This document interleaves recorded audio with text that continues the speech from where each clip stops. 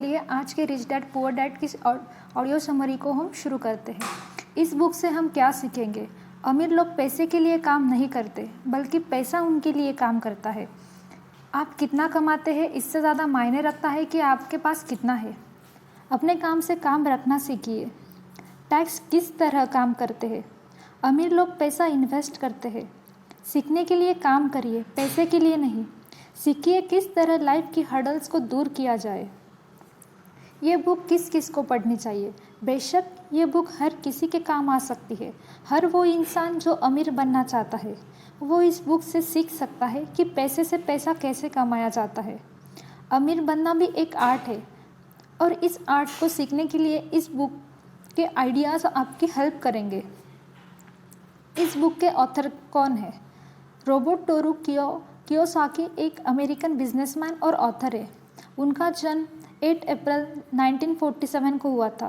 Kiyosaki rich global LLC और rich dad company के founder है, जो बुक्स और वीडियोस के थ्रू लोगों को पर्सनल फाइनेंस और बिजनेस एजुकेशन प्रोवाइड कराती है। कंपनी का main revenue source rich dad की फ्रेंचाइज सेमिनार्स है, जो कि इंडिपेंडेंट लोगों को कियोसाकी का ब्रांड नेम यूज़ करके कंपनी को फीस के तौर पर देते हैं। कियोसाकी ने अब तक 26 से ज़्यादा मोटिवेशनल सेल्फ हेल्प बुक्स लिखी है, जिनमें से rich dad poor dad most popular मानी जाती है। रॉबर्ट कियोसाकी, जो कि इस किताब के लेखक हैं, उनके 2 पिता थे। उनके एक पिता जो पढ़े लिखे PhD ही होल्डर थे, मगर ज़िंदगी भर गरीब ही रहे और गरीबी में ही मरे, इसीलिए रॉबर्ट उन्हें पुअर डैड कहते थे। वहीं उनके दूसरे पिता बहुत पढ़े लिखे थे, बहुत पढ़े लिखे नहीं थे, मगर काफ़ी अमीर थे। उन्हें रॉबर्ट रिच डैड बुलाते थे। अब यह सोचने की बात है कि किसी भी इंसान के एक ही वक्त में 2 पिता कैसे हो सकते हैं। उनके गरीब पिता का बस एक ही सपना था कि रॉबर्ट खूब मेहनत से पढ़ाई करके बाद किसी बड़ी सी कंपनी में नौकरी करके अपना भविष्य सुरक्षित कर ले। मगर रॉबर्ट के दूसरे पिता जो अमीर थे, वह दरअसल रॉबर्ट के दोस्त माइक के पिता थे। वे चाहते थे कि रॉबर्ट अपनी ज़िंदगी में कुछ चैलेंज ले, क्योंकि सारे सबक सिर्फ स्कूल में ही नहीं सीखे जाते। कुछ सबक ऐसे होते हैं जिन्हें इंसान अपनी ज़िंदगी के तजुर्बों से ही सीखता है। स्कूली पढ़ाई सिर्फ अच्छे ग्रेड्स दिला सकती है, मगर ज़िंदगी की पढ़ाई बहुत कुछ सिखाती है। बेशक पढ़ाई लिखाई की अपनी अहमियत है, मगर सिर्फ इसके भरोसे बैठकर ही सब कुछ हासिल नहीं किया जा सकता। लेसन नंबर 1, अमीर लोग पैसे के लिए काम नहीं करते। एक बार एक आदमी था जिसके पास एक गधा था। जब भी उसे अपने गधे से कुछ मेहनत करवानी होती थी, तो वे एक गाजर को उसके सामने लटका देता था। उस गाजर को देखते ही गधा उसे खाने के लालच में काम करता चला जाता था। उसे उम्मीद थी कि एक दिन वो उस गाजर तक पहुंच ही जाएगा।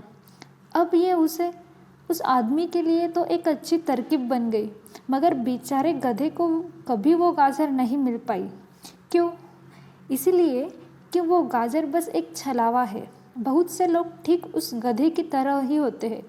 वे मेहनत पर मेहनत किए चले जाते हैं, इस उम्मीद में कि एक दिन वे अमीर बन जाएंगे, मगर पैसा उनके लिए महज एक सपना बन के रह जाता है। इस सपने के पीछे भागने से आप उस तक कभी नहीं पहुंच सकते। तो पैसे के लिए काम करने के बजाय पैसे को अपने लिए काम करने दें।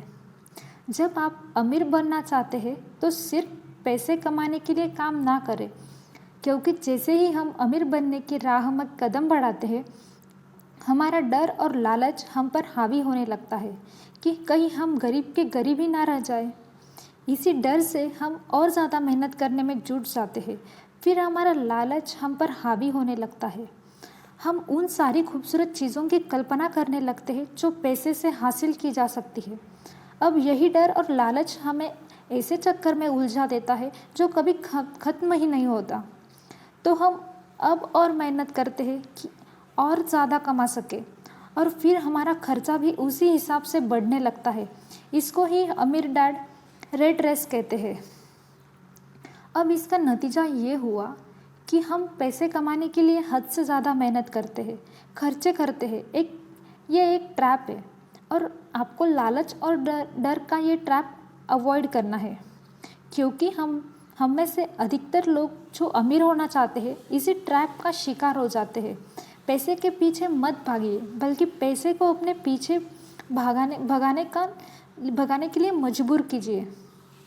आपकी नौकरी लगी है तो काम पर यह सोचकर मत जाइए कि हर महीने आपको एक पे चेक लेना है, क्योंकि वो पे चेक आपके सारे बिल्स मुश्किल से ही भर पाता है। ये हर महीने की कहानी बन जाती है। फिर तंग आकर आप कोई दूसरी नौकरी ढूंढकर और ज़्यादा मेहनत करने लगते हैं, लेकिन तब भी आप पैसे के लिए ही काम करते रहते हो। और यही वजह है कि आप कभी अमीर नहीं बन पाते। सच का सामना कीजिए। आप खुद के लिए जवाबदेह है, दूसरों के लिए नहीं। तो आपको जो भी सवाल है खुद से पूछिए, क्योंकि उनका जवाब सिर्फ आपके ही पास है। क्या आप सिर्फ इसीलिए काम कर रहे हैं कि आपकी ज़िंदगी में सिक्योरिटी रहे? एक ऐसी नौकरी जहाँ से आपको निकाले जाने का कोई डर न हो? या फिर आप सिर्फ 2 पैसे कमाने के लिए काम करते हैं और आपको लगता है कि एक दिन आप इस तरह अमीर हो जाओगे? क्या बस यही आपको सेटिस्फाई करने के लिए काफ़ी है? अगर आपका जवाब हाँ है तो मुझे आपकी सोच पर अफसोस है, क्योंकि आपने जो अमीर बनने का सपना देखा है वो कभी पूरा नहीं होने वाला। आप हमेशा गरीबी में ही जिएंगे। लेकिन अगर आपका जवाब ना है तो आपका पहला कदम ये होगा कि सबसे पहले आप अपने मन से डर हटा दीजिए, क्योंकि ज़्यादा पैसा ना कमा पाने का डर और लालच ही आपको बगैर सोचे समझे काम करने के लिए मजबूर करता है, और हमारा यही कदम हमें नाकामयाबी की तरफ ढकेलता है। बेशक हम सब के अंदर डर और चाहत की भावना होती है, लेकिन उन्हें खुद पर इतना हावी ना होने दें कि हम उनके बस में होकर उल्टे सीधे फैसले लेने लग जाए। बेहतर होगा कि हम जो भी करें पहले उसके बारे में खूब सोच ले। हमेशा दिल से नहीं बल्कि दिमाग से काम ले। हर सुबह अपने आप से पूछिए, क्या आप उतना कर पा रहे हैं जितना कि आपको करना चाहिए? क्या आप अपनी पोटेंशियल का पूरा इस्तेमाल कर पा रहे हैं? आम लोगों की तरह सोचना छोड़ दीजिए। जो काम सिर्फ और सिर्फ पैसे के लिए करते हैं ये सोचना छोड़ दीजिए कि मेरा बॉस कम पैसे देता है, मुझे ज़्यादा मिलना चाहिए, मैं इससे ज़्यादा कमा सकता हूँ। याद रखिए, आपकी परेशानियों के लिए सिर्फ आप जिम्मेदार हो, कोई और नहीं। बॉस आपकी सैलरी नहीं बढ़ाता तो उसे इल्ज़ाम मत दीजिए, टैक्स को इल्ज़ाम मत दीजिए। जब आप खुद की समस्याओं की जिम्मेदारी लेते हैं तब सिर्फ आप ही उसका हल निकाल सकते हैं। यही वो पहला सबक है जो अमीर डैड ने रोबोट को सिखाया। इस सबक का एक पार्ट ये भी था कि अमीर डैड ने उन्हें एक कन्वीनियंस स्टोर में काम पर लगा दिया। उन्हें इस काम के कोई पैसे नहीं मिले, वे बस काम करते रहे। इसका फ़ायदा ये हुआ कि वे अपने दिल से काम में लगे रहे और इस दौरान कई नए आइडिया उनके दिमाग में आते रहे। पैसे को अपने पीछे कैसे भगाया जाए, इस बारे में उन्हें कई विचार मिले। उन्होंने देखा कि अब उस स्टोर की क्लर्क कॉमिक्स बुक के फ्रंट पेज को 2 हिस्सों में फाड़ देती थी। आधा हिस्सा वो रख लेती और आधा हिस्सा फेंक देती थी। देर शाम स्टोर में एक डिस्ट्रीब्यूटर आया करता था। वो कॉमिक्स बुक के ऊपरी आधे हिस्से को क्रेडिट के लिए लेता और बदले में नई कॉमिक्स बुक्स दे जाया करता। एक दिन उन्होंने उस डिस्ट्रीब्यूटर से पूछा कि क्या वो पुरानी कॉमिक्स बुक ले सकते हैं। वो इस शर्त पर मान गया कि वे उन कॉमिक्स को बेचेंगे नहीं। ये उनके दिमाग में बिजनेस का एक नया आइडिया था।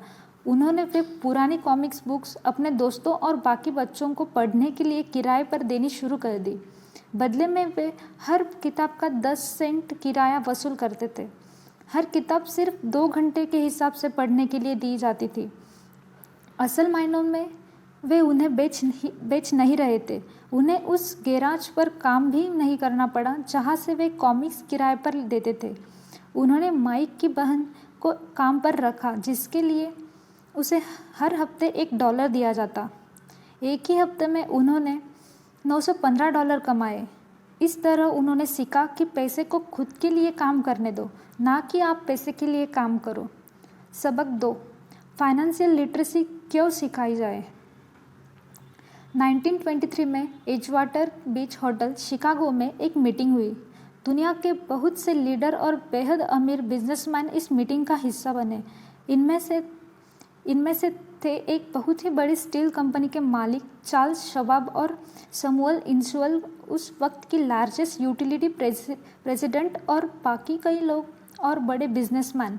इस मीटिंग के 25 साल बाद इनमें से एक लोग गरीबी में मरे, कुछ ने खुदकुशी कर ली थी और कईयों ने तो अपना दिमागी संतुलन खो दिया था। असल बात तो ये है कि लोग पैसे कमाने में इतने मशगूल हो जाते हैं कि वो ये खास बात सीखना भूल जाते हैं कि पैसे को रखा कैसे जाए। आप चाहे जितना मर्जी पैसा कमा लो, उसे बनाए रखना असली बात है। और अगर ये हुनर आपने सीख लिया तो आप किसी भी आड़े टेढ़े हालात का सामना आसानी से कर लेंगे। लॉटरी में मिलियन जीतने वाले लोग कुछ सालों तक तो मज़े से जीते हैं, मगर फिर वापस उसी पुरानी हालत में पहुंच जाते हैं। अधिकतर लोगों के सवाल होते हैं कि अमीर कैसे बने या अमीर बनने के लिए क्या करें। इन सवालों के जवाब से अधिकतर लोगों को निराशा ही होती है, मगर इसका सही जवाब होगा कि पहले आप फाइनेंशियल लिटरेट बनना सीखो। देखिए, अगर आपको एम्पायर स्टेट बिल्डिंग खड़ी करनी है तो सबसे पहले आपको एक गहरा खड्डा खोदना पड़ेगा, फिर उसके लिए एक मजबूत नींव रखनी पड़ेगी। लेकिन अगर आपको एक छोटा सा घर बनाना है तो एक 6 इंच कंक्रीट स्लैब डालकर भी आपका काम चल जाएगा। मगर अफसोस तो इस बात का है कि ज़्यादातर लोग 6 इंच स्लैब पर एक एम्पायर स्टेट बिल्डिंग खड़ी करना चाहते हैं, और वे ऐसा करते भी हैं तो जाहिर है कि बिल्डिंग टूटेगी ही टूटेगी। गरीब डैड रॉबर्ट से बस यही चाहते थे कि वे खूब पढ़ाई करें, लेकिन अमीर डैड उसे फाइनेंशियली लिटरेट बनाना चाहते थे। ज़्यादातर स्कूल सिस्टम बस घर बनाना सिखाता है, मजबूत फाउंडेशन नहीं। स्कूल शिक्षा और पढ़ाई की अपनी अहमियत है, मगर असल ज़िंदगी में ये ही सब कुछ नहीं है। लाइबिलिटीज़ और असेट्स के बीच फ़र्क समझे और असेट्स खरीदे। सुनने में बड़ी आसान बात लगती है, लेकिन यही एक रूल है जो आपको अमीर बनाने में मदद करेगा। अक्सर गरीब और मिडिल क्लास लोग लाइबिलिटीज़ को असेट्स समझ लेते हैं, मगर अमीर जानता है कि असल में असेट्स होते क्या है और वो वही खरीदता है। अमीर डैड किसी प्रिंसिपल में यकीन रखते हैं, जिसका मतलब है कीप इट सिंपल स्टूपिड। उन्होंने लेखक और उसके दोस्त माइक को यही सिंपल बात सिखाई, जिसकी बदौलत वे इतनी मजबूत फाउंडेशन रखने में कामयाब रहे। इससे कि यही सिंपल बात है कि लाइबिलिटीज़ और असेट्स के बीच फ़र्क समझे और असेट्स खरीदे। लेकिन अगर ये इतना ही सिंपल है तो हर आदमी अमीर होता है ना? मगर यहाँ मामला उल्टा है। यह दरअसल इतना सिंपल है कि हर कोई इस बारे में सोचता तक नहीं है। लोगों को लगता है कि उन्हें लाइबिलिटीज़ और असेट्स के बीच फ़र्क पता है, मगर उन्हें सिर्फ लिटरेसी के बारे में मालूम है, फाइनेंशियल लिटरेसी के बारे में नहीं। पीडीएफ में कुछ ड्राइंग्स दी गई है जिसकी मदद से अमीर डैड ने इस असेट्स और लाइबिलिटीज़ के बीच का फ़र्क समझाया। इनकम स्टेटमेंट को प्रॉफिट और लॉस का स्टेटमेंट मानकर चलना चाहिए। इसका सिंपल सा मतलब है इनकम की आपके पास कितना पैसा आया, और एक्सपेंस है कि आपने कितना पैसा खर्च किया। बैलेंस शीट असेट्स और लाइबिलिटीज़ के बीच बैलेंस बनाती है। बहुत से पढ़े लिखे अकाउंटेंट्स को भी ये पता नहीं होता कि आखिर बैलेंस शीट और इनकम स्टेटमेंट कैसे एक दूसरे से जुड़े हैं। एसेट्स वो चीज़ है जो आपके लिए पैसा कमाने का काम करती है। मान लो आप कोई घर खरीदकर उसे किराए पर देते हैं, तो उसी किराए से आप वो लोन भी चुका सकते हैं जो आपने अब घर खरीदने के लिए लिया था। अब घर भी आपका हुआ और उससे मिलने वाला किराया भी। इसके उलट लाइबिलिटीज़ आपकी जेब से पैसे खर्च करवाती है, जैसे कि घर खरीदकर उसमें रहने से आपको कोई किराया नहीं मिलने वाला। तो अब आप समझ गए होंगे कि अगर अमीर बनना है तो एसेट्स खरीदिए और गरीब भी रहना है तो लाइबिलिटीज़। अमीर लोगों के पास ज़्यादा पैसा इसलिए होता है कि वे इस प्रिंसिपल पर यकीन करते हैं। वहीं दूसरी तरफ गरीब लोग इस प्रिंसिपल को ठीक से समझ नहीं पाते। इसीलिए इस बात पर जोर दिया जा रहा है कि सिर्फ लिटरेट नहीं बल्कि फाइनेंशियल लिटरेट बनिए। सिर्फ नंबर से कुछ नहीं होता। फ़र्क तो तब पड़ता है जब आप अपनी कहानी खुद लिखें। अधिकतर परिवारों में ये देखा गया है कि जो मेहनती होता है उसके पास पैसा भी ज़्यादा होता है, मगर उसका फ़ायदा क्या जब सारा पैसा लाइबिलिटीज़ में ही खर्च हो जाए।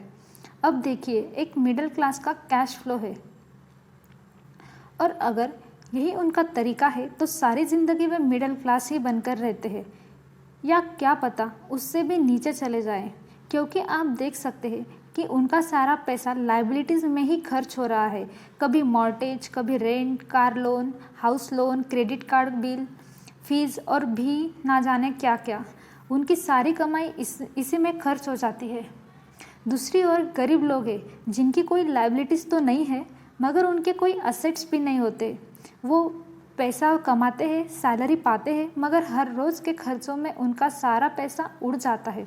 माना एक गरीब आदमी $1000 कमाता है, उसमें से $300 वो अपने छोटे से घर का किराया दे देता है, $200 उसके आने जाने का किराया, $200 टैक्स और $200 खाने के और कपड़ों में खर्च हो जाता है। अब उसके पास बचा क्या? कुछ भी नहीं। और कभी कभी तो उधार लेकर काम चलाना पड़ता है, जिससे वो और गरीब हो जाता है। इसके उलट अमीर असेट्स खरीद कर रखते हैं, फिर उनके वो असेट्स उन्हें और पैसा कमा कर देते हैं। उनकी कमाई इसी तरह 2 से 4, 4 से 8 होती जाती है। अधिकतर अमीर लोग दिमाग से काम लेते हैं। वे घर लोन पर लेकर उसे किराया पर लगा देते हैं। बिना मेहनत के हर महीने किराया मिलता है, जिससे वे अपना लोन भी चुका कर लेते हैं। मानिए कि लोन एक इंस्टॉलमेंट $1 है, तो ये अपने घर का $2 किराया वसूल करेंगे, $1 बैंक को देंगे, $1 अपनी जेब में। तो हो गया ना ये बिना मेहनत के पैसे कमाना। तो असल में अमीर डैड और गरीब डैड के बीच बस सोच का फासला है। अपना पैसा कैसे खर्चे, सिर्फ यही मुद्दे की बात है और कुछ नहीं।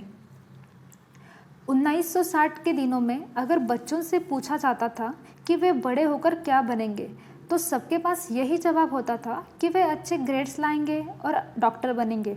तब सबको यही लगता था कि अच्छे ग्रेड्स लेकर वे बहुत पैसा कमा सकेंगे। हालांकि उनमें से बहुत बच्चे आज बड़े डॉक्टर बन चुके हैं। बावजूद इसके उनमें से काफ़ी लोग आज भी फाइनेंशियली स्ट्रगल करते नज़र आएंगे, क्योंकि उन्हें हमेशा यही लगा कि ज़्यादा पैसे कमाने से उनकी सारी परेशानियां दूर हो जाएंगी। मगर आज के दौर में ऐसा नहीं है।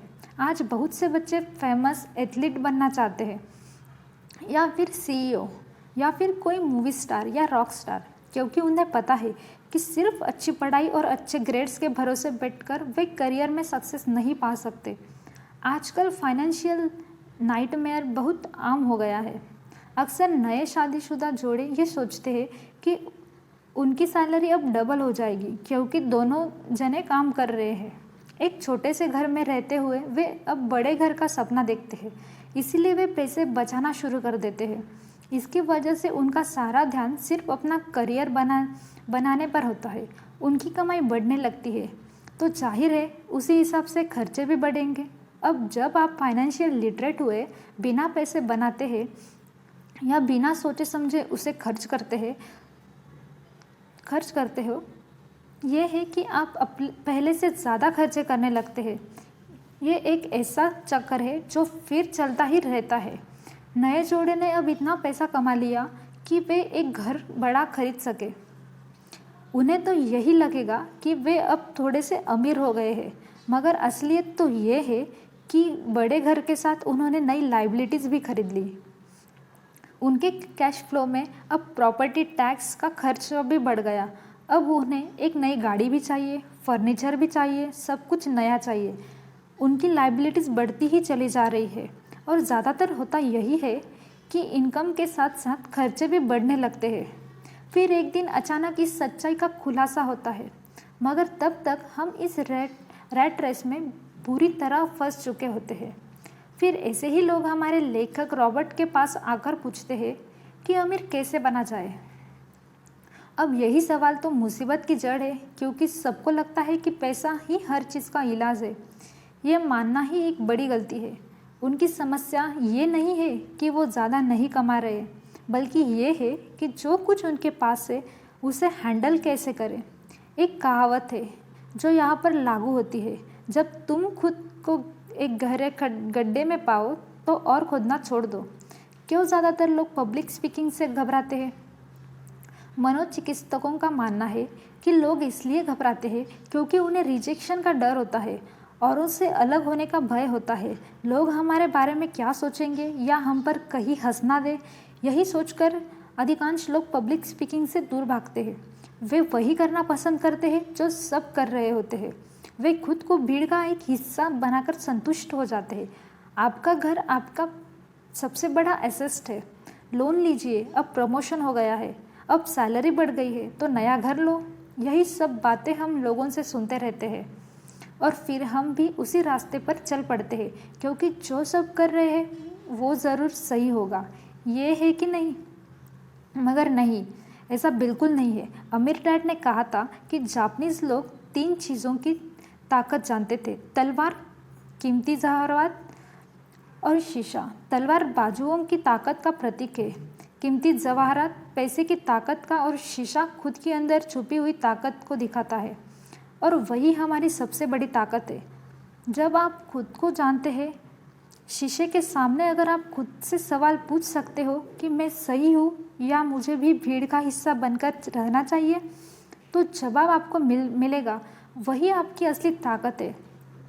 गरीब और मिडिल क्लास खुद को पैसे का गुलाम बनने देते हैं, इसीलिए वो कभी अमीर नहीं बन पाते। 16 साल के रॉबर्ट और माइक अमीर डैड के साथ हर उस मीटिंग में जाया करते थे जो वे अपने अकाउंटेंट, मैनेजर्स, इन्वेस्टर और एम्प्लॉय के साथ रखते थे। यहाँ एक ऐसा अमीर डैड देखने को मिलता है जो पढ़े लिखे नहीं है, जिन्होंने 13 साल में ही स्कूल छोड़ दिया, मगर आज वो मीटिंग्स रखते हैं, अपने नीचे काम करने वाले पढ़े लिखे लोगों को ऑर्डर देते हैं, उन्हें बिजनेस के टिप्स समझाते हैं। एक ऐसा इंसान जो भीड़ का हिस्सा नहीं बना, जिसने रिस्क लिया और जिसने लोगों की परवाह नहीं की, जिसे ये डर नहीं था कि लोग उसके बारे में क्या सोचेंगे। इन मीटिंग्स का नतीजा ये हुआ कि लेखक और उनका दोस्त दोनों ही स्कूली पढ़ाई में मन नहीं लगा पाए। जब भी उनकी टीचर कोई काम देती थी, उन्हें रूल्स के हिसाब से करना होता था। उन्हें एहसास हुआ कि स्कूली पढ़ाई किस तरह से बच्चों की प्रतिभा को निखरने नहीं देती। उनकी क्रिएटिविटी को मारकर उन्हें एक सांचे में ढालकर इस समाज का एक मशीन हिस्सा बना देती है। और उन्हें टीचर की इस बातों से भी इनकार था कि अच्छे ग्रेड्स लाकर ही सक्सेसफुल और अमीर बना जा सकता है। एक दिन रॉबर्ट को अपनी गरीब डैड से बहस हो गई। उनके पिता का मानना था कि उनका घर उनके लिए सबसे बड़ा इन्वेस्टमेंट है, मगर वो एक रैट रेस में भाग रहे थे। उनकी इनकम और खर्चे बराबर ही थे। उन्हें पूरा करने के लिए उनके पास एक पल की फुर्सत भी नहीं थी। यही बात रॉबर्ट उन्हें समझाना चाह रहे थे कि उनके पिता के लिए वो घर एसेट्स नहीं, लायबिलिटीज है। घर पर उनके पैसे खर्चे हो जा रहे थे, बदले में मिल कुछ नहीं रहा था। ये बात उनके गरीब डैड समझ नहीं पा रहे थे और यही फर्क था गरीब और अमीर डैड के बीच। खैर, उनकी बहस चलती रही। उन्होंने अपने गरीब पिता को बताया कि अधिकतर लोगों की ज़िंदगी लोन चुकाने में ही निकल जाती है। जिस घर को वे लोन खरीदते हैं उसके लिए वे 30 साल तक लोन भरते हैं, फिर एक और बड़ा घर लेते हैं और पहला लोन रिन्यू करवाते हैं। अब घर की कीमत भी उसी हिसाब से बढ़ेगी या नहीं, ये निर्भर करता है। कुछ लोग ऐसे भी हैं जिन्होंने घर खरीदने के लिए एक बड़ी रकम ली थी। जितनी घर की कीमत नहीं थी, उससे ज़्यादा कर्ज उनके सर पर चढ़ गया। इसका सबसे बड़ा नुकसान लोगों को ये होता है कि वे बाकी जगह इन्वेस्टमेंट नहीं कर पाते क्योंकि उनका सारा पैसा उस घर पर लगा है। उन्हें कभी इन्वेस्टमेंट करने का मौका ही नहीं मिल पाता और ना ही वे इस बारे में कुछ सोचते हैं, और इस तरह कई एसेट्स उनके हाथ से निकल जाते हैं।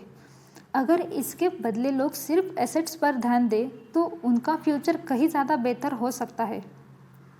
अब उदाहरण के लिए रॉबर्ट की पत्नी के पेरेंट्स एक बड़े से घर में शिफ्ट हो गए।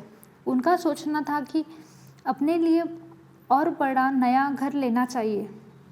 वही एक सही फैसला है क्योंकि बाकियों की तरह उन्हें भी घर लेना एक एसेट्स लगता था। मगर वे ये जानकर हैरान रह गए कि उस घर का प्रॉपर्टीज टैक्स $1000 था। ये उनके लिए एक बड़ी कीमत थी, और क्योंकि वे रिटायर हो चुके थे तो इतना पैसा टैक्स के रूप में भरना उनके रिटायरमेंट के बजट के बाहर था। बेशक हम ये नहीं कह रहे कि आप एक नया घर ना लें, बल्कि हम समझाना चाहते हैं कि जितने पैसे से आप एक बड़ा घर लेंगे उतने पैसे आप किसी असेस्ट में इन्वेस्ट करें तो बेहतर होगा।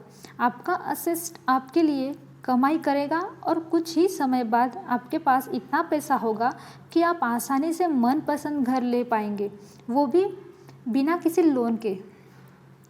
अमीर और ज़्यादा अमीर क्यों होते हैं, वही मिडिल क्लास और क्यों नहीं बढ़ पाते, आगे क्यों नहीं बढ़ पाते? इसके पीछे भी एक वजह है।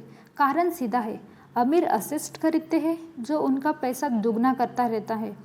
उस पैसे से उनके सारे खर्चे मज़े में निपट जाते हैं। और मिडिल क्लास क्या करते हैं, वे तो बस महीने की एक तारीख का इंतज़ार करते हैं जब उनकी सैलरी आए। सारी की सारी सैलरी तो खर्चों को पूरा करने में ख़त्म हो जाती है, तो इन्वेस्टमेंट कहाँ से होगा? और फिर जब सैलरी बढ़ती है तो उस पर टैक्स भी बढ़ जाता है, और उसी हिसाब से बाकी खर्चे भी। फिर अंत में वही रैट रेस चलती रहती है। एक कर्ज में डूबा समाज जहाँ हम रहते हैं, अपने घर को एसेट समझना ही वो वजह है जो हमें कर्जे के बोझ तले दबाती है। आज यही अधिकतर लोगों की सोच है। अगर सैलरी बड़ी है तो लोग सोचते हैं कि अब वो बड़ा घर ले सकते हैं, क्योंकि उन्हें ये अपने पैसे का सही इस्तेमाल लगता है। इसके बदले अगर वही पैसा सही जगह लगाया जाए तो उनकी ज़िंदगी हमेशा के लिए बदल सकती है।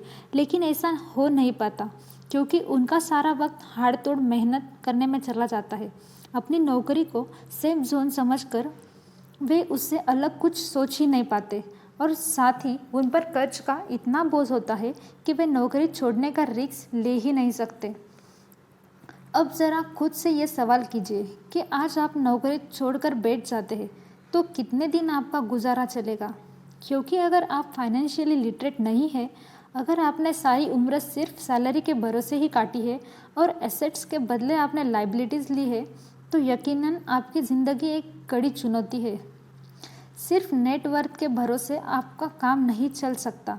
नेटवर्थ बताता है कि आपके पास वाकई में कितना पैसा है, चाहे वो एक गैराज में पड़ी पुरानी कार के रूप में है क्यों ना हो। अब भले ही लोग कार कुछ काम नहीं करती हो, जबकि वेल्थ का मतलब है कि आपके पास जो पैसा है उससे आप कितना और पैसा कमा रहे हैं। जैसे कि मान लीजिए आपके पास कोई असेट्स है जिससे हर महीने मुझे $3000 की कमाई हो जाती है और हर महीने आपके $6000 खर्चे हैं, तो मैं सिर्फ आधे महीने में ही अपना गुजारा कर पाऊँगा। तो सॉल्यूशन ये होगा कि अपने असेट से मिलने वाला पैसा बढ़ा दे। जब वो $6000 मिलने लगेगा तो आप रातों रात अमीर नहीं हो जाएंगे, मगर इस तरह आप वेल्थी होने लगेंगे। अब अगर आप अचानक नौकरी छोड़ भी देते हो तो आपके असेट्स सारा खर्च कवर कर लेंगे। आप वेल्दी तब भी बन पाएंगे जब आपके खर्चे आपके एसेट्स की ग्रोथ से कम रहे। तीसरा सबक, अपने काम से काम रखें। दुनिया की सबसे बड़ी फ्रूट चेन मैकडोनाल्ड के फाउंडर रे क्रोक ने एक MBA क्लास में एक स्पीच दी। ये 1947 की बात है। उनकी ये स्पीच बड़ी ही शानदार थी, लोगों को प्रेरित करने वाली। स्पीच के बाद जब MBA क्लास के छात्रों ने कुछ वक्त उनके साथ बिताने की गुजारिश की तो वे उनके साथ बियर पीने चले गए। बातों बातों में एक ने अचानक सवाल किया, क्या आप लोग जानते हैं कि मैं किस बिजनेस में हूँ? अब यह बात तो सबको मालूम थी कि वे हैमबर्गर बेचते हैं। इस बात पर वे हंसने लगे और बोले कि उनका असल बिजनेस तो रियल इस्टेट है, क्योंकि मैकडोनाल्ड के लिए एक लोकेशन का चुनाव सोच समझकर किया जाता है जहां उसकी फ्रेंचाइज बनाई जाती है। वो ज़मीन भी साथ ही बेची जाती है। तो इसका सीधा मतलब है कि मैकडोनाल्ड की फ्रेंचाइज खरीदने वाले को ज़मीन भी खरीदनी पड़ती है। तो इस तरह से एक रियल इस्टेट बिजनेस भी हुआ। यही सबक अमीर डैड ने रोबोट को सिखाया कि अक्सर खुद के लिए छोड़कर बाकी सब के लिए काम करते हैं। वे टैक्स पे टैक्स पे करके गवर्नमेंट के लिए काम करते हैं, उस कंपनी के लिए काम करते हैं जहाँ वे नौकरी करते हैं, बैंक का मॉर्गेज देकर उसके लिए काम करते हैं। और ये सब इसलिए क्योंकि हमारा एजुकेशन सिस्टम ही ऐसा है। स्कूल हमें एम्प्लॉय बनना सिखाती है, ना कि एम्प्लॉयर। जो आप पढ़ते हैं वही आप बनते हैं। अगर आपने साइंस पढ़ी तो डॉक्टर, मैथमेटिक्स पढ़ी तो इंजीनियर, मतलब जो आपने पढ़ा वो आप बने। अब मुसीबत तो ये है कि इस छात्राओं को कोई भला नहीं हो पाता, क्योंकि वे नौकरी और बिजनेस में के बीच फ़र्क ही नहीं समझ पाते। जब कोई पूछता है कि आपका क्या बिजनेस है, तो आपको ये नहीं बोलना चाहिए कि मैं तो एक डॉक्टर हूँ या एक बैंकर हूँ, क्योंकि वो आपका प्रोफेशन है, बिजनेस नहीं। कहने का मतलब है कि आप जो करते हैं उसे अपना बिजनेस बनाइए, नौकरी नहीं। अपनी सारी उम्र दूसरों के लिए काम करके उन्हें अमीर करने में बर्बाद ना करें, बल्कि खुद की ज़िंदगी को खुशहाल बनाने के लिए काम करें। बहुत से लोगों को इस बात का एहसास बड़ी देर से होता है कि उनका हाउस लोन उनकी जान ले रहा है, और फिर उन्हें लगता है कि जिसे वे एसेट्स मानने की गलती कर रहे थे, दरअसल कभी एसेट्स था ही नहीं। जैसे उन्होंने कार ली तो उससे जुड़े तमाम खर्चे उनकी लाइबिलिटीज़ बन गए। उन्हें पूरा करने के लिए नौकरी ज़रूर है, और अगर कभी वो सेफ जॉब उनके हाथों से निकल गई तो उनकी मुसीबतें शुरू हो जाती है। इसीलिए तो हम एसेट्स कॉलम पर इतना जोर दे रहे हैं, ना कि अपनी इनकम कॉलम पर। और फाइनेंशियली सिक्योर होने का यही सही तरीका है। आप कितने अमीर हैं ये जानने का सही तरीका नेटवर्थ इसलिए नहीं है क्योंकि जब भी आप अपने एसेट्स बेचते हैं तो उन पर भी टैक्स लगता है। आपको उतना पैसा नहीं मिलता जितना कि आप सोचते हैं। आपके बैलेंस शीट के हिसाब से आपको जितना भी पैसा मिलेगा उस पर भी आपको टैक्स देना पड़ेगा। जो आप कर रहे हैं उसे एकदम मत छोड़िए। ये किताब आपको कभी ये सलाह नहीं देंगी। अपनी नौकरी करते रहिए, पर साथ ही एसेट्स भी जमा कीजिए। और एसेट्स से मेरा मतलब है सही और असली मायने में एसेट्स। मैं ये नहीं कहूँगा कि आप कोई कार लीजिए, क्योंकि वे मेरी नज़र में एसेट्स नहीं है, क्योंकि जैसे ही आप उसे चलाना शुरू करते हैं वो अपनी कीमत का 25% खो देती है। जितना हो सके खर्चे में कटौती करें और लाइबिलिटीज़ घटाएं। अब किस तरह के एसेट्स खरीदने जाने चाहिए, या हम आपको कुछ उदाहरण देते हैं। ऐसा बिजनेस जहां आपकी मौजूदगी ज़रूरी ना हो, जो दूसरे लोग आपके लिए चलाए, क्योंकि आप वहाँ ज़्यादा वक्त देंगे तो वो बिज़नेस नहीं नौकरी होगी। रियल इस्टेट में पैसा लगाए, स्टॉक और बॉन्ड्स खरीदे। जब एसेट्स खरीदे तो अपनी पसंद की चीज़ों पर पैसा लगाए, क्योंकि आपका मन होगा तभी आप उसमें ध्यान दे पाएंगे। अगर उसमें आपकी रुचि होगी तो आप उसे बेहतर समझ पाएंगे। रॉबर्ट को रियल इस्टेट और स्टॉक्स में रुचि थी, खासकर छोटी कंपनियों में इन्वेस्ट करना। अपने अमीर डैड की सलाह पर उसने अपनी नौकरी कभी नहीं छोड़ी। वो जॉब करता रहता था, साथ ही अपने एसेट्स कॉलम को बड़ा और मजबूत बनाता चला गया। एक पैसा भी जो आप कमाते हैं उसे बेकार ना जाने दें। अपने पैसे को अपना गुलाम मानकर चलिए, जो आपके लिए काम करे। आप लग्जरी खरीदना चाहते हो, शौक से खरीदें, कोई बड़ी बात नहीं। मगर ये ना भूलें कि अमीर और मिडिल क्लास में यही सोच का फ़र्क है। जहाँ मिडिल क्लास पैसा आते ही अपने लग्जरी में खर्च में लगा देगा, वही अमीर आदमी उसे अंत में खरीदेगा। इतना समझ लेने के बाद अब अगले चैप्टर में आप अमीर लोगों के सबसे बड़े सीक्रेट के बारे में जानेंगे। सबक नंबर 5, अमीर पैसा इन्वेंट करते हैं। अलेक्जेंडर ग्राहम बेल ने टेलीफोन इन्वेंट करने के बाद उसे पेटेंट कर दिया था।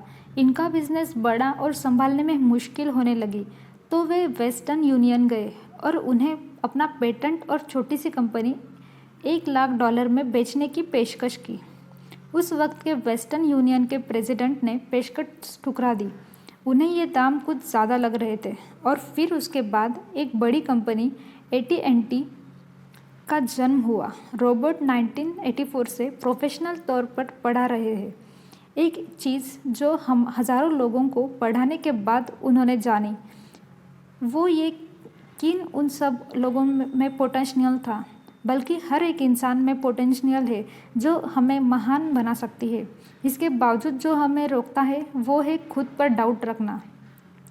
स्कूल छोड़ने के बाद हमें पता चला कि ज़िंदगी में आगे बढ़ने के लिए सिर्फ ग्रेड्स ही काफ़ी नहीं होते, सिर्फ स्मार्ट लोग ही आगे नहीं बढ़ते, बल्कि वे बढ़ते हैं जो बोल्ड भी होते हैं। ये सच है कि फाइनेंशियल जीनियस होने के लिए इसकी नॉलेज भी होनी चाहिए, मगर साथ ही हिम्मत और बोल्डनेस भी चाहिए। ज़्यादातर लोग पैसे के मामले में कोई रिस्क नहीं लेना चाहते, मगर अमीर होने के लिए आपको रिस्क लेने ही पड़ेंगे, क्योंकि हो सकता है आने वाले सालों में एक नया बिल गेट्स पैदा हो जाए, या अगला अलेक्जेंडर ग्राहम बेल, और बाकी शायद दिवालिया बनकर गरीब हो जाए। अब यह आपकी मर्ज़ी है, आप इनमें से क्या बनना चाहते हो। अगर आप अपना फाइनेंशियल IQ बढ़ाते हो तो बहुत कुछ हासिल कर सकते हैं, और अगर नहीं तो आने वाले साल और भी डरावने हो सकते हैं, क्योंकि हर पुराना जाता है तो नया आता है। तो जो आज है वही सबसे खुशहाल वक्त है। आज के दौर में लोग ज़्यादा फाइनेंशियल स्ट्रगल कर रहे हैं क्योंकि उनकी सोच अभी भी पुरानी है। फिर वे अपनी गलती ना मानकर या तो अपने बॉस को इल्ज़ाम देकर या नई टेक्नोलॉजी को जब भी कभी कल के दौर में एसेट था वही आज लाइबिलिटीज़ बन चुका है। तो आपको अपडेट रहने की ज़रूरत है। रॉबर्ट ने एक गेम डिज़ाइन किया है जिसे वो कैश फ्लो कहते हैं।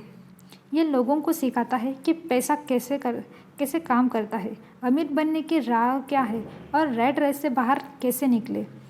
ये सारी चीज़ें इस गेम के समझाने की कोशिश की गई है। एक दिन एक औरत आई। गेम खेलने के दौरान उसने एक बोट कार्ड जीता, जिसका मतलब था कि उसने उस गेम में एक बोट जीती। वो औरत बड़ी खुश हुई, मगर जब उसे पता चला कि वो बोट लेने के लिए उसे एक बड़ी रकम टैक्स भरनी होगी तो उसकी खुशी गायब हो गई। वो बोट उसके लिए अब एसेट्स नहीं बल्कि लाइबिलिटीज़ बन गई। उसे अब पता चला कि ऐसे तो ये बोट उसकी जान ही ले लेगी। उससे ये आइडिया समझ नहीं आया और रिफ़ंड की मांग की। उसे उसके पैसे वापस मिल गए और वो चली गई, मगर बाद में उसने फ़ोन करके बताया कि उसे अब गेम का आइडिया कुछ समझ आने लगा था। वो उस गेम से अपनी लाइफ को जोड़कर देख पा रही थी। पैसा कैसे काम करता है, इस बात को समझ ना पाने की वजह से उसका गुस्सा जायज़ था। हम भी अक्सर यही करते हैं। जो बात हमारी समझ से परे होती है उस पर हमें गुस्सा आता है और हम ज़िंदगी की हर परेशानियों के लिए उसे ब्लेम करना शुरू कर देते हैं। मगर अगर ठंडे दिमाग से सोचें तो ये तरीका एकदम गलत होगा। बेहतर होगा कि हम उन्हें समझने की कोशिश करें, तो गेम ऑफ लाइफ जीत सकते हैं। बहुत से लोग कैश फ्लो गेम में खूब पैसा जीतते हैं, फिर उन्हें समझ नहीं आता कि उस पैसे का क्या करें, तो वे हारने लगते हैं। इसकी वजह है उनकी पुरानी सोच जो आगे नहीं बढ़ने देती, और फिर वे बाद में सारा पैसा ही हार बैठते हैं। कुछ लोग कहते हैं कि वे हार गए क्योंकि उनके पास सही पत्ते नहीं थे। बहुत से लोग इसी तरह ज़िंदगी में सही मौक़ों की तलाश में बैठे रहते हैं। कुछ लोगों तो सही मौका मिलता भी है तो उसका फ़ायदा नहीं उठा पाते, क्योंकि वे कहेंगे कि उनके पास पैसा ही नहीं था।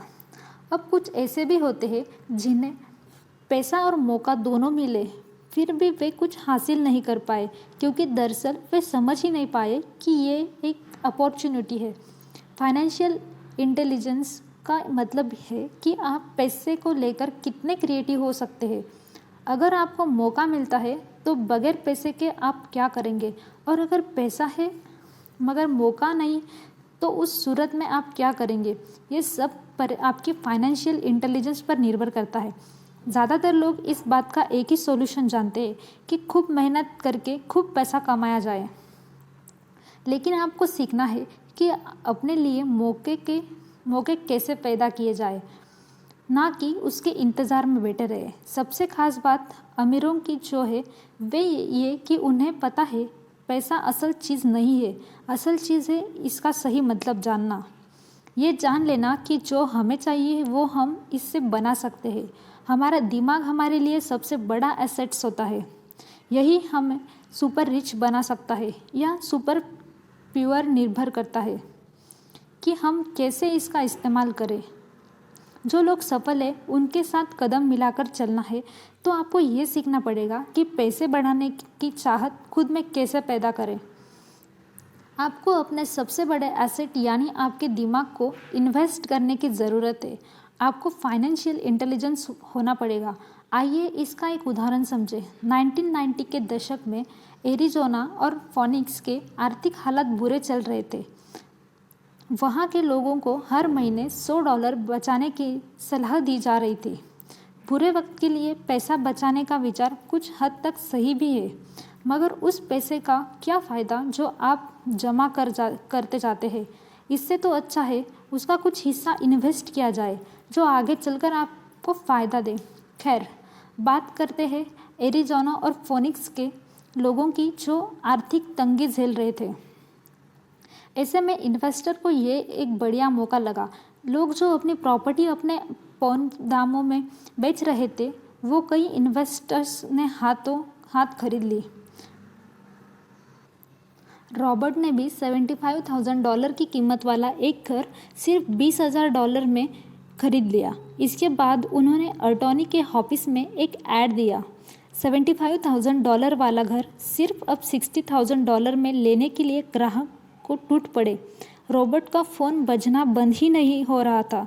यह पैसा उनको उस असेट से मिलने जा रहा था जो उन्होंने प्रॉमिसरी नोट के रूप में ग्राहक से लिया था, और उन्हें ये पैसा कमाने में केवल 5 घंटे लगे। उन्होंने जो ₹40,000 इन्वेंट किए वो उनके कॉलम ऑफ एसेट्स में क्रिएट हुए थे, और बैगर टैक्स के उन्होंने अचानक ही मिले एक मौके का फ़ायदा उठाकर ये पैसे क्रिएट अपने इनकम कॉलम में ऐड कर दिए। कुछ सालों बाद ही उनके इस बिज़नेस ने इतना पैसा क्रिएट किया कि उनकी कंपनी की कार, गैस, इंश्योरेंस, क्लाइंट्स के साथ डिनर, ट्रिप और बाकी चीज़ें सब कवर हो गई। जब तक गवर्नमेंट उन खर्चों पर टैक्स लगाती, इनमें से ज़्यादातर चीज़ें भी प्री टैक्स एक्सपेंसेस में खर्च हो चुकी थी। कुछ सालों बाद ही जो घर $60,000 में बिका था, अब वो $1,10,000 का था। अभी भी उनके पास कुछ मौके थे, मगर वे इतने कम थे कि उनके लिए रोबोट को एक वैल्यूएबल एसेट्स लगाना पड़ता और अपना वक्त भी, तो वे आगे बढ़ गए। उन्हें अब नए मौके की तलाश करनी थी।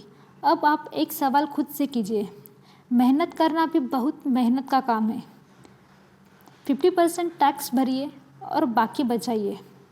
अब वो सेविंग्स आपको 5% इंटरेस्ट देंगी और फिर उस पर भी आप और टैक्स भरें। इससे तो अच्छा होगा कि अपना पैसा और टाइम अपने सबसे पावरफुल एसेट्स यानी अपने दिमाग पर इन्वेस्ट करें और फाइनेंशियल इंटेलिजेंट बने। ये दुनिया कभी एक सी नहीं रहती। जो आज है कल नहीं होगा। कभी मंदी तो कभी तेज़ी का दौर चलता रहेगा। वक्त के साथ टेक्नोलॉजी और बेहतर होती जाएगी। आज मार्केट ऊपर है तो कल नीचे होगा। खासकर स्टॉक मार्केट तो हर रोज़ बदलता है, मगर इससे आपको क्या फ़र्क पड़ेगा अगर आप फाइनेंशियल इंटेलिजेंट है तो, क्योंकि आप तो हर हालात के लिए तैयार रहेंगे। आपको ज़िंदगी में बेशुमार मौके मिलेंगे जहां आप अपनी फाइनेंशियल इंटेलिजेंस का फ़ायदा उठा सकते हैं। ज़रूरत है तो बस उन मौक़ों को लपकने की।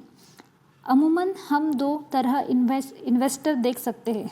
पहले वो जो पैकेज इन्वेस्टमेंट खरीदते हैं, और ये काफ़ी आसान है और बगैर झंझट का काम है। दूसरे इन्वेस्टर अपने लिए खुद ही इन्वेस्टमेंट क्रिएट करते हैं। इनको आप प्रोफेशनल भी कर सकते हैं। जितना ये इन्वेस्ट करते हैं उससे कई गुना ज़्यादा पैसा बना लेते हैं। अब अगर आप इस तरह के इन्वेस्टर बनना चाहते हैं तो आपको ख़ास तौर पर इन 3 स्किल्स को समझने की ज़रूरत है। पहला, ऐसी अपॉर्चुनिटी ढूंढिए जो बाकी न ढूंढ सके हो। याद रहे, आपकी दिमाग वो देख सकता है जो आप बाकियों की आंखें भी न देख पाए। दूसरा, पैसा बढ़ाइए। जब पैसे की ज़रूरत पड़े, मिडिल क्लास केवल बैंक जाता है, मगर दूसरे टाइप के इन्वेस्टर पैसा बढ़ाकर कैपिटल रेज करते हैं। उन्हें हमेशा बैंक की ज़रूरत नहीं पड़ती। तीसरा, स्मार्ट लोगों को ऑर्गेनाइज कीजिए। इंटेलिजेंट लोग वे होते हैं जो अपने से ज़्यादा स्मार्ट लोगों के साथ मिलकर काम करते हैं। इसलिए इन्वेस्ट करने से पहले अपने इन्वेस्टमेंट एडवाइज़र को चुनें। मुझे मालूम है कि ये सब आपके लिए कुछ ज़्यादा है, मगर इसके रिवॉर्ड शानदार है। ज़िंदगी में रिस्क बहुत है, लेकिन उन्हें हैंडल करना सीख कर ही आप अमीर बन जाएंगे। सबक 6, सीखने के लिए काम करें, पैसे के लिए नहीं। एक बार एक जर्नलिस्ट ने रोबोट का इंटरव्यू लिया था। रोबोट उसके आर्टिकल पहले भी पढ़ चुके थे और उस जर्नलिस्ट के लिखने के स्टाइल से बेहद प्रभावित थे। इंटरव्यू जब पूरा हुआ तो उस जर्नलिस्ट ने रोबोट को बताया कि वो एक मशहूर लेखिका बनकर उनकी ही तरह एक दिन फेमस होना चाहती है। रोबोट ने उससे पूछा, तो ऐसा क्या है जो उन्हें मशहूर होने से रोक रहा है? इस सवाल के जवाब में उस जर्नलिस्ट ने कहा, उनकी जॉब आगे नहीं बढ़ पा रही। इस पर रोबोट ने सुझाव दिया कि उस जर्नलिस्ट को कोई सेल्स क्लास ज्वाइन कर लेनी चाहिए। जर्नलिस्ट ने बताया कि उनके एक दोस्त उन्हें पहले ही ये ऑफ़र दे चुकी है, मगर उन्हें ये छोटा काम लगता है। वे भूल गई थी कि रोबोट खुद भी सेल्स स्कूल जा चुके थे। इस बात का पॉइंट ये है कि अगर आपके पास कोई टैलेंट है जिसके दम पर आप कुछ पैसा कमाना चाहते हैं, तो आपको टैलेंट काफ़ी नहीं होगा, क्योंकि उस टैलेंट को कैसे भुनाया जाए, जब तक आप ये बात नहीं जानते, आपका टैलेंट यूं ही बेकार है। जब तक आप उस लोगों के सामने पेश करने का हुनर नहीं सीख जाते, आप कुछ नहीं कमा सकते। तो बेचने की कला सीखने में कोई शर्म की बात नहीं। किसी भी सेल्समैन को इसके लिए शर्मिंदा नहीं होना चाहिए। एक जो सबसे बड़ा फ़र्क अमीर डैड और गरीब डैड के बीच था, वो ये कि गरीब डैड हमेशा नौकरी की चिंता करते थे कि जॉब हमेशा सिक्योर रहे, क्योंकि एक सेफ जॉब ही उनके लिए सब कुछ थी। जबकि अमीर डैड हमेशा सिर्फ और सिर्फ कुछ सीखने पर जोर देते थे। अमीर बनने के लिए आपको बहुत कुछ सीखना पड़ेगा। इसके अलग अलग पहलू को देखें तो स्कूल हमें रिवॉर्ड करते हैं किसी एक ही खास चीज़ में महारत के लिए। इसका उदाहरण देखिए, जब डॉक्टर मास्टर की डिग्री लेते हैं, उसके बाद किसी एक स्पेशल फील्ड में डॉक्टरेट करते हैं, जैसे कि पीडियाट्रिक या कुछ और। मतलब एक छोटे से विषय पर उन्हें बहुत पढ़ाना पड़ता है उस फील्ड में महारत के लिए, और यही उनका रिवॉर्ड होता है। ऐसे ही बहुत कुछ जानने के लिए जो थोड़ा बहुत आप सीखते हैं, वो नॉलेज तभी आएगी जब आप अलग अलग कंपनियों के लिए काम करेंगे, दुनिया की अलग अलग चीज़ों को जानेंगे, चीज़ें कैसे काम करती है, ये सभी बातें अनुभव करेंगे, तभी आपकी नॉलेज बढ़ेगी। शायद यही वजह थी कि अमीर डैड छोटे रोबोट और माइक को अपने साथ लेकर जाते थे जब वे अपने डॉक्टर, अकाउंटेंट्स, लॉयर या किसी प्रोफेशनल से मिलने जाते थे। जब रॉबर्ट ने मैरीन कॉर्प्स ज्वाइन करने के लिए अपनी हाई पेइंग जॉब छोड़ी, तो उसके गरीब मगर पढ़े लिखे पिता समझ नहीं पा रहे थे कि आखिर रॉबर्ट ने ऐसी शानदार नौकरी क्यों छोड़ी। वे एक तरह से इस फैसले से सख्त निराश हुए। रॉबर्ट ने उन्हें समझाने की हर मुमकिन कोशिश की कि उनका ऐसा करना क्यों ज़रूरी था, मगर उन्हें ये बात हजम नहीं हो रही थी। रॉबर्ट ने उन्हें कहा कि वे सीखना चाहते हैं कि खुले आसमान में कैसे उड़े। उन्हें जानना था कि वर्क्स की टीम को कैसे हैंडल किया जाए। किसी भी कंपनी को अपने बलबूते पर चलाना कितना मुश्किल काम है। रॉबर्ट ये सब सीखना चाहते थे। वियतनाम से लौटने के बाद रॉबर्ट ने अपनी जॉब से रिज़ाइन कर दिया और जेरोक्स कॉर्प्स को ज्वाइन कर लिया। उन्हें ये नौकरी किसी फ़ायदे के लिए नहीं चाहिए थी। वो इतने शर्मीले थे कि किसी को कुछ भी बेचने के ख्याल से ही उन्हें पसीना आ जाता था। अपनी इसी कमी को दूर करने के लिए उन्होंने जेरोक्स के सेल्स ट्रेडिंग प्रोग्राम की शिक्षा ली। इसके बाद रॉबर्ट ने खुद अपनी कंपनी की शुरुआत की और अपना पहला शिपमेंट भेजा। वे अगर इसमें नाकामयाब रहते तो पक्का दिवालिया हो जाते, लेकिन उन्होंने ये रिस्क लिया और अपने अमीर डैड की सीख को याद रखा कि बेशक आप 30 की उम्र से पहले दिवालिया होने का रिस्क ले सकते हो, क्योंकि इस उम्र में आपको रिकवर होने का मौका भी मिल जाता है। ज़्यादातर एम्प्लॉय अपने वर्कर्स को इतना तो पे करते हैं कि वे काम छोड़ कर ना जाए, और ज़्यादातर वर्कर भी जी फाड़ कर इसीलिए मेहनत करते हैं कि वे काम से निकाले ना जाए। इसीलिए तो उन्हें सिर्फ अपनी सैलरी और कंपनी से मिलने वाले फ़ायदों से ही मतलब होता है। इस सोच के साथ उनके कुछ साल तो बढ़िया गुजरते हैं, मगर ये लंबे समय तक काम नहीं करता। तो क्यों ना आप सब कुछ अभी सीखो जो आप सीखना चाहते हैं, इससे पहले कि आप कोई एक ख़ास प्रोफेशन अपने लिए चुनें, क्योंकि अगर एक बार आपने अपना प्रोफेशन चुन लिया तो आप हमेशा के लिए उसी से बनकर रह जाएंगे। तो फ्रेंड्स, फाइनली हमने इस ऑडियो समरी को पूरा कर लिया। आशा करती हूँ कि ये समरी आपको अच्छी लगी हो, तो इसे आपके दोस्तों के साथ शेयर करना ना भूलें। उन्हें भी बहुत कुछ इस समरी से सीखने को मिलेगा। और फ्रेंड्स, जो आज हमने इस समरी में सीखा उसे अपने लाइफ में अप्लाई कीजिए, और ऐसे ही इंटरेस्टिंग ऑडियो समरीज के लिए हमारे चैनल को सब्सक्राइब करना ना भूलें। या हम स्टॉक्स मार्केट के ऊपर भी वीडियोस बनाते हैं, तो प्लीज़ इस वीडियो को एक लाइक बनता है। थैंक यू फ्रेंड्स, आपका समय देने के लिए। जल्द ही मिलेंगे एक नई ऑडियो बुक के साथ। Have a great life ahead.